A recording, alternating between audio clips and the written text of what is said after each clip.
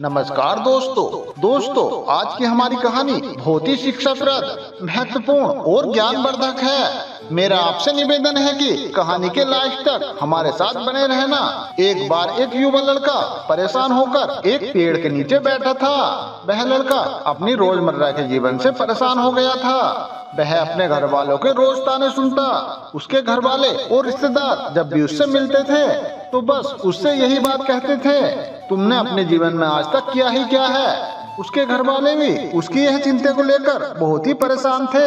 वे सोचते थे कि हमारे लड़के का क्या होगा, ये अपने जीवन में कुछ कर पाएगा भी या नहीं। जब भी वह काम के लिए कहीं जाता तो लोग उसके सीधेपन का फायदा उठाते, उसे परेशान करते। वह अपने बारे में वो कुछ ज्यादा नहीं कह पाता था, जिसके कारण उसे कोई कुछ भी कह देता था और वहाँ से चला जाता था। इन्हीं कारणों की वजह से उसका मन कहीं भी और किसी काम में भी नहीं लगता था। वह हर काम को कुछ ही दिनों में छोड़ दिया करता था। उसके मन में बहुत कुछ चल रहा था। उसके मन में विचारों के तूफान उठ रहे थे। वह सबसे बहुत कुछ कहना चाहता था, लेकिन वह अपनी आदत के कारण किसी से कुछ भी नहीं कह पा रहा था। वह अंदर ही अंदर टूटता जा रहा था। सारे विचार, सारी बातें उसके मन में ही दबी पड़ी थी, लेकिन वह कभी भी किसी से भी अपने मन की बात नहीं बताता था। एक दिन की बात है, वह लड़का चलते चलते काफी दूर आ गया था। वह एक जंगल से होकर अपने घर की तरफ जा रहा था। तभी उसे एक आश्रम दिखता है। वह लड़का उस आश्रम में चला जाता है। उसने देखा कि एक महात्मा अपने शिष्य को उपदेश दे रहे थे। वह लड़का कुछ समय तक तो ऐसे ही खड़ा रहा और जब उपदेश समाप्त हुआ तब वह उस बौद्ध भिक्षु के पास जाता है और उन्हें प्रणाम करके कहता है, हे गुरुवर, मेरी किस्मत इतनी खराब क्यों है। मैंने आज तक अपने जीवन में जो भी चाहा मुझे कभी नहीं मिला। हमेशा असफलता और निराशा ही मेरे हाथ लगी है। लेकिन मैं ऐसे बहुत से लोगों को जानता हूँ जिसके जीवन में कोई भी कमी नहीं है। उन्होंने अपने जीवन में जो कुछ भी चाहा वो सब उन्हें मिला है गुरुवर। आखिर ऐसा क्यों होता है कि कुछ लोगों को तो सब कुछ मिलता है, वो जो भी करते हैं हर काम में सफल होते हैं, अपने चाहत की हर चीज को हासिल कर लेते हैं। लेकिन अधिकतर लोग बस मेरी तरह ही सपने देखते रहते हैं, लेकिन वो कभी भी अपनी मनचाही चीजें और सफलता हासिल नहीं कर पाते हैं। तो हे गुरुवर, आप मुझे कोई ऐसा तरीका बताएं जिससे मैं भी अपने भाग्य को ठीक कर सकूं और मनचाही सफलता हासिल कर सकूं। बौद्ध भिक्षु ने लड़के की सारी बात ध्यान पूर्वक सुनी और फिर कहा, अरे बेटा, तुम जिन सफल लोगों की बात कर रहे हो सकता है उनमें से कुछ लोग अपने भाग्य के सहारे सफल हो गए हों, लेकिन अधिकतर लोग अपने भाग्य के सहारे नहीं बल्कि इसलिए सफल हैं क्योंकि उन्होंने ये सफलता कमाई है। सफलता प्राप्त करने और लगातार सफल बने रहने के लिए इंसान के अंदर कुछ महत्वपूर्ण आदतें और एक विशेष नजरिए का होना बहुत आवश्यक है, जिसके बारे में मैं तुम्हें बताने जा रहा हूँ। बस मेरी इस बात को अंत तक ध्यान पूर्वक सुनना। लड़के ने कहा, जी गुरुदेव, मैं आपकी पूरी बात को ध्यान पूर्वक सुनूंगा। बौद्ध भिक्षु ने कहना शुरू किया, हम सही तरीके और शांत मन के साथ सोचकर जीवन में आने वाली हर समस्या का समाधान खोज सकते हैं। बेटा, इससे पहले मैं तुम्हें 3 प्रश्न बताना चाहता हूँ। महात्मा ने कहा, पहला प्रश्न ये है कि कौन किसके भाग्य का खाता है। दूसरा प्रश्न, संसार का सबसे बड़ा बलवान कौन है। और तीसरा प्रश्न ये है, जो अपनी बात से मुकर जाता है उसका आखिरी अंजाम क्या होता है। तब महात्मा जी कहते हैं, बेटा, ये तीनों ही प्रश्न बहुत महत्वपूर्ण हैं क्योंकि इन तीनों प्रश्नों का उत्तर हर मनुष्य को जानना जरूरी होता है। इसलिए इन प्रश्नों का उत्तर मैं तुम्हें एक कहानी के माध्यम से समझाता हूँ। इस कहानी में तुमको इन तीनों प्रश्नों के जवाब मिल जाएंगे। तुम इस कहानी को ध्यान पूर्वक सुनना। तब वह लड़का कहता है, जी गुरुदेव, कृपया आप कहानी सुनाइए। एक जंगल में एक विशाल बरगद का पेड़ था। उस पेड़ पर एक बाज पक्षी रहता था। उस बरगद से थोड़ी दूर पर एक बिल था। उस बिल में एक सांप रहता था। फिर एक दिन जैसे ही सांप बिल से बाहर निकलने लगा तो उस सांप को वह बाज पक्षी देख रहा था। जब उस बिल से वह सांप बाहर निकलने लगा तो उसी समय वह बाज सांप पे झपटा, परंतु वह सांप अपने बिल से अधिक बाहर नहीं निकला था, इसलिए वह वापस बिल में चला गया। फिर थोड़ी देर बाद उस सांप ने अपना मुंह बिल से बाहर निकाला और देखने लगा कि बाज पक्षी यहीं पर है या यहाँ से चला गया है। और फिर दोबारा से वह बाज पक्षी उस सर पर झपटा, परंतु फिर से वह अपने बिल के अंदर छुप गया। गया। जैसे ही वह सांप अपने बिल से बाहर निकलने का प्रयास करता तो बाज उस पर हमला कर देता और उसे उठाकर ले जाने की कोशिश करता। बाज मन में सोच रहा था कि जब भी तू बाहर निकलेगा तो मैं तुझे अपना भोजन बना लूंगा।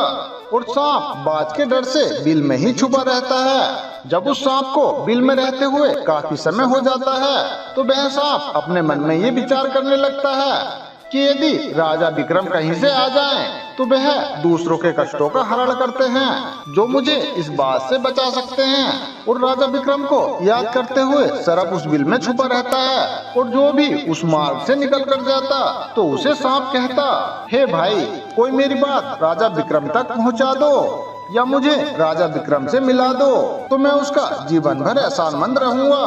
फिर एक दिन राजा विक्रम जो दूसरों के दुखों को दूर करते थे वह जंगल में जा रहे थे और उसी मार्ग से निकलकर जा रहे थे। तभी सांप को पता चला कि रास्ते से कोई जा रहा है तो वह सांप बिल के अंदर से ही कहने लगा, हे भाई, कोई मुझे राजा विक्रम से मिला दे तो मैं उसका जीवन भर एहसानमंद रहूंगा।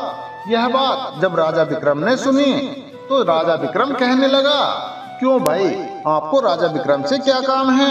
तो वह सांप कहने लगा, देखो भाई, राजा विक्रम दूसरों के दुखों का हरण करते हैं और मैं बहुत दिनों से इसी बिल में पड़ा हुआ हूँ। मैं बहुत दुखी हूँ और यदि मैं इस बिल से बाहर निकलता हूँ तो इस वृक्ष पे एक बाज पक्षी का निवास है।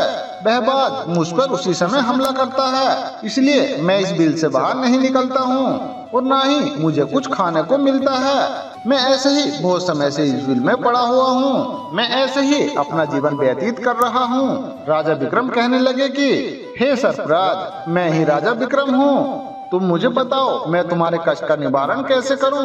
तो सर्प कहने लगा, हे महाराज, जैसे आपको उचित लगे आप वैसा ही कीजिए, लेकिन मेरा इस बात से पीछा छुड़ा दीजिए, नहीं तो एक दिन मुझे ये मार डालेगा। राजा विक्रम कहने लगे, हे सर्पराज, तुम कहो तो मैं तुम्हें इस वन में कहीं दूसरी जगह छोड़ दूं। सर्प कहने लगा, हे महाराज, जब आप मुझे दूर छोड़ने जाओगे तो ये बाज हमें देख लेगा और ये वहीं बजाकर फिर से बैठ जाएगा और मौका मिलते ही ये मुझे मार डालेगा। हे राजन, कुछ समय के लिए आप मुझे अपने अंदर बिठा लीजिए, आपके पेट में बैठने के लिए मुझे स्थान दे दीजिए। जब इस बात को पता नहीं चलेगा कि सर्प कहाँ गया और मैं आपके साथ इस वन से काफी दूर चला जाऊंगा और आगे जाने के बाद मैं आपके पेट से बाहर आ जाऊंगा। राजा विक्रम कहने लगे, ठीक है हे सर्पराज, आइए आप मेरे मुंह से प्रवेश कर जाइए। और राजा विक्रम अपना मुंह खोल देते हैं और वह सर्पराज विक्रम के पेट में प्रवेश कर जाता है और राजा विक्रम के पेट में जाकर बैठ जाता है। जब राजा विक्रम वन में आगे गए और आगे बहुत दूर पहुंचने के बाद उस सर्प से कहने लगे कि हे नागराज, आप मेरे पेट से बाहर आ जाइए, अब ये सुनसान वन है, यहाँ आपको बाज परेशान नहीं करेगा। यह बात सुनकर नागराज कहने लगा कि नहीं महाराज, अब मैं आपके पेट से बाहर निकलने वाला नहीं हूँ। राजा विक्रम ने कहा, क्यों भाई, आपने तो मुझसे ये वायदा किया था कि आप मुझे आगे सुनसान वन में छोड़ देना, मैं आपके पेट से बाहर निकल जाऊंगा। अब क्या हुआ, सुनसान वन तो आ गया, अब आप बाहर आइए। सांप कहने लगा, देखो महाराज, जितना आनंद आपके पेट में रहने का है वैसा उस बिल में नहीं मिलता। अब मैं तुम्हारे पेट से कभी बाहर नहीं निकलूंगा। राजा विक्रम मन में सोचने लगे कि यह तो बहुत ही दुष्ट सर्प है, अब मैं क्या करूं? और उसके जहर का महाराज विक्रम के शरीर से कोड़ सा फूटने लगा।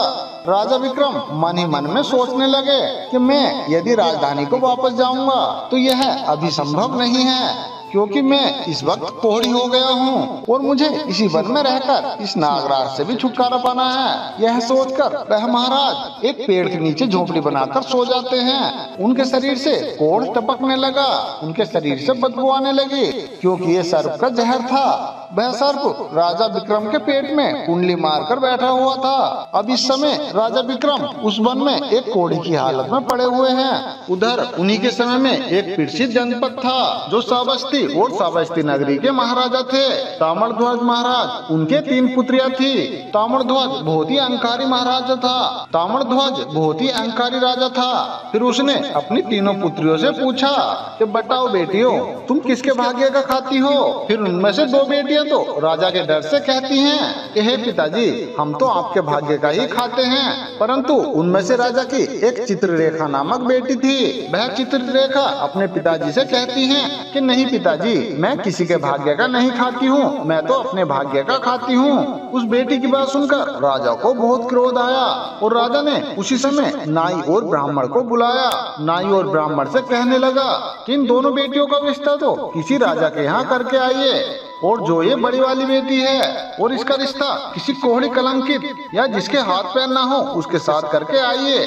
और फिर राजा का आदेश पाकर वह नाई और ब्राह्मण उन तीनों लड़कियों का रिश्ता करने चले जाते हैं। उन्होंने उन छोटी दोनों बेटियों का रिश्ता तो राजवंश में कर दिया, परंतु वह तीसरी बेटी के लिए वह किसी कोढ़ी या अपंग को ढूंढते ढूंढते वह उसी वन से निकल कर जा रहे थे, जिस वन में राजा विक्रम अपनी झोपड़ी में कोढ़ी के रूप में पड़े हुए थे। उनके शरीर से कोढ़ बह रहा था। राजा विक्रम को देखकर वह नाई और ब्राह्मण आपस में कहने लगे कि इससे अच्छा तो कोई भी व्यक्ति हमें नहीं मिलेगा, इसलिए इसके साथ ही राजा की बेटी का रिश्ता कर कर चलते हैं। और फिर राजा विक्रम के साथ नाई और ब्राह्मण ने उस राजा की बेटी का रिश्ता कर दिया और राजा ने भी बहुत जल्दी चित्ररेखा का विवाह वन में ले जाकर वहीं उस कोढ़ी राजा विक्रम के साथ विवाह संपन्न कर दिया। वह बहुत ही परिक्रमी राजा विक्रम समय की चपेट में आ गए और एक कोढ़ी का जीवन गुजार कर रह रहे थे। वह लड़की बहुत ही पतिव्रता थी। वह लड़की अपने पति राजा विक्रम की सेवा करती थी और वह 2 छोटी बहनें जो थी वह बड़े बड़े राजाओं के घरों में गई तो वह तो आराम की जिंदगी जी रही थी, लेकिन वह चित्ररेखा वनों में बहुत ही दुख की जिंदगी काट रही थी। वो कहते हैं ना, जो अपने नियम और सिद्धांतों पर रहता है और जो धर्म का पालन करता है, ईश्वर हमेशा उसे सुखी रखना ही पसंद करता है। भगवान उसे हमेशा आनंद प्राप्त करता है। इसलिए चित्ररेखा को राजा विक्रम के साथ रहते रहते उस वन में काफी समय हो गया था। तो उस झोपड़ी के पास एक पीपल का वृक्ष था और उस वृक्ष के नीचे एक दूसरे सर्प का बिल था। तो एक दिन विक्रम सो रहे थे और रात का समय था और चित्रलेखा महाराज की सेवा कर रही थी। उसी समय उस बिल से एक सांप बाहर निकला और बाहर निकलकर जो राजा विक्रम के पेट में सर्प था उस सांप से कहने लगता है, अरे दुष्ट, तू अपने वचन से मुकर गया। तूने तो महाराज विक्रम से कहा था कि मैं दूर वन से बाहर जाकर तुम्हारे पेट से निकल जाऊंगा और तू ऐसे परोपकारी राजा के पेट में जाकर बैठ गया। तुम्हारे जहर के कारण राजा के पूरे शरीर से कोढ़ निकल आया। अरे तुझे शर्म नहीं आई कि तूने कितना गलत काम किया है? क्योंकि इतने समय में राजा विक्रम ना जाने कितनों का दुख दूर करते।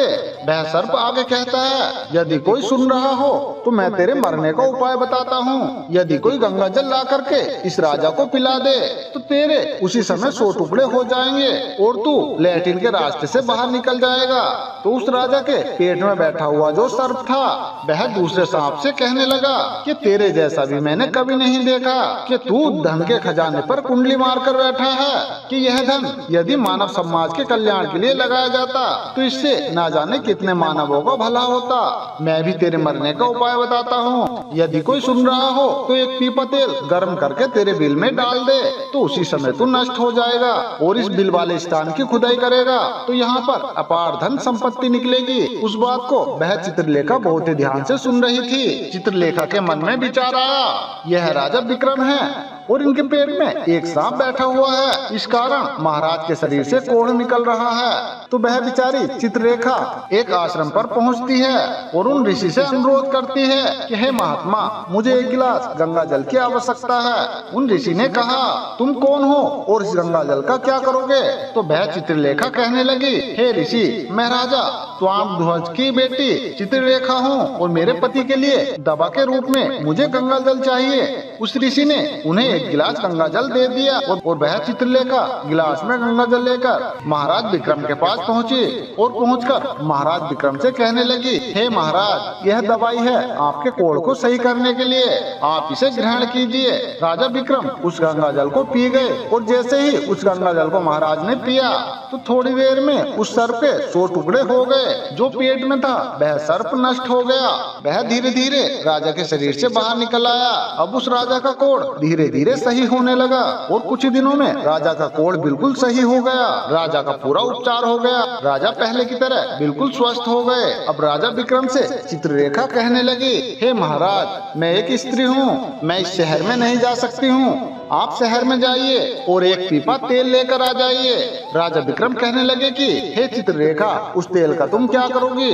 चित्रलेखा ने कहा, पहले आप तेल का पीपा लेकर आइए, फिर मैं आपको बताऊंगी कि क्या करना है। फिर चित्रलेखा की बात सुनकर राजा बाजार में जाते हैं और एक पीपा तेल लेकर आते हैं और फिर चित्रलेखा आग जलाती है और उस आग में उस पीपा तेल को गर्म करती है और गर्म करके उस सर्प के बिल में खाली कर देती है। जैसे ही उस बिल में गर्म तेल डाला गया तो उस सर्प की मृत्यु हो गई। राजा विक्रम से चित्रलेखा कहने लगी कि हे महाराज, इस स्थान को खोद दीजिए। फिर राजा विक्रम ने जब उस स्थान की खुदाई की तो वहाँ से अपार धन संपत्ति निकली। चित्रलेखा कहने लगी, हे महाराज, देखिए, मैं जानती हूँ कि आप राजा विक्रम हैं, परंतु मेरे पिता ने मेरा अपमान किया है और मुझे एक कोढ़ी को दे दिया था, लेकिन परंतु मैं अपने भाग्य का खाती हूँ। लेकिन इस स्थान पर मेरे पिता का जो महल है उससे अच्छा महल बनना चाहिए। राजा विक्रम कहने लगे, हे चित्रलेखा, तुम कैसी बातें कर रही हो? हम नरेश हैं, भला यहाँ पर महल क्यों बनाएंगे? आप उज्जैन नगरी को चलिए। परंतु राजा विक्रम के कहने पर भी चित्रलेखा नहीं मानी। फिर राजा विक्रम ने उस वन में एक शानदार महल का निर्माण कराया। दोस्तों, इस संसार में सबसे बलवान समय होता है, इससे ज्यादा बलवान कोई नहीं होता है। जिसका समय अच्छा होता है वह आगे बढ़ता रहता है, जिसका समय खराब होता है, जिसका समय उससे विपरीत होता है, वह पतन की ओर चला जाता है, बर्बादी की तरफ मुड़ने लगता है। राजा ताम्रध्वज पर एक दूसरा राजा आक्रमण कर देता है और उस आक्रमण में ताम्रध्वज पराजित हो जाता है और वह राजा अपने प्राण बचाने के लिए उसी वन में भाग जाता है। जब उस वन में राजा भूखा प्यासा भटक रहा था, फटे हुए वस्त्र, भूख से पीड़ित और प्यास से भरपूर, वह राजा उस वन में भटक रहा था। इस हालत में वह राजा चित्रलेखा के महल से गुजरता है तो चित्रलेखा अपने पिताजी को पहचान जाती है। चित्रलेखा ने अपने एक सेवक को भेजा और सेवक को भेजकर राजा ताम्रध्वज, जो कि फटे हुए हालत में थे, उनके पास वस्त्र नहीं थे, उन्हें बुलवाया। राजा ताम्रध्वज ने सोचा, ना जाने यह कौन है और हमें क्यों बुला रही है।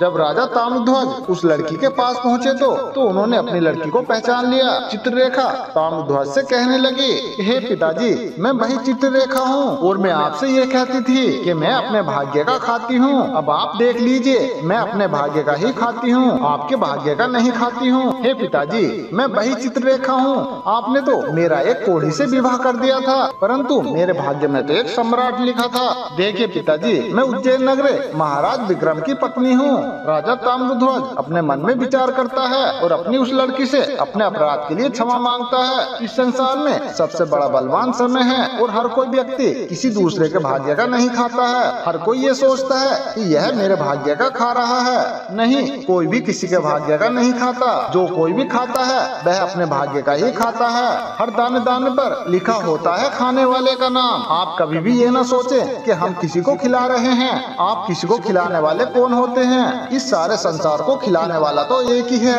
और वो है भगवान। जो व्यक्ति अपनी बात से मुकर जाता है उसका हाल वही होता है जो उस राजा के पेट में बैठे हुए सांप का हुआ था।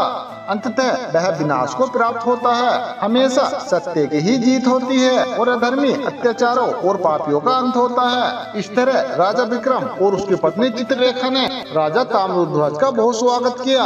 वह राजा ताम्रध्वज को अपने राज्य उज्जैन में ले आए और राजा विक्रम ने अपनी सेना राजा ताम्रध्वज के साथ भेजी और जिस राजा ने ताम्रध्वज को पराजित किया था उससे अपना राज्य वापस पा लिया। दोस्तों, जिसकी किस्मत अच्छी होती है, जिसके कर्म अच्छे होते हैं, उसे ईश्वर कहीं न कहीं से जरूर देता है। हम और तुम तो अपने परिवार का पालन करने में ही समय बिता देते हैं, लेकिन इस संसार के पालन करने वालों को देखिए, वह इस पूरे संसार के हर एक जीव जंतु का ध्यान रखता है। वह महात्मा फिर उस लड़के को कहते हैं, जब तुम्हें उन तीनों प्रश्नों प्रश्नों का जवाब मिल गया होगा। लड़के ने कहा, जी महात्मा जी, मुझे जवाब मिल गया। फिर उस लड़के ने महात्मा जी को धन्यवाद किया और अपने घर लौट आया। उसके बाद उस लड़के ने बहुत मेहनत की और अपने सपनों को पूरा किया और वह एक बड़ा व्यापारी बन गया। तो दोस्तों, हमारी कहानी आपको कैसी लगी हमें कमेंट करके जरूर बताएं और इस वीडियो को लाइक तथा अपने दोस्तों में शेयर जरूर करें। तो मिलते हैं दोस्तों इसी तरह एक और नई कहानी के साथ। तब तक आप अपना ध्यान रखिए और हमेशा खुश रहिए।